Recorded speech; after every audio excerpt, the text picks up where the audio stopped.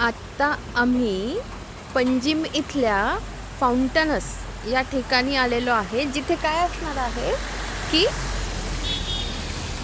पोर्तुगीज स्टाईलमधलं जे आर्किटेक्चर आहेत, ती जी घरं आहेत ना, ते हे सगळे आहेत. आता इथे ना माझा आवाज कदाचित स्पष्ट येणार नाही, कारण मी इथे रस्त्यावर आहे ना. तर हे ती घरं आहेत त्या स्टाईलची, ठीक आहे. तर आम्ही त्याच गल्लीतून फिरतो आहे आणि इथे लोक पण राहतात.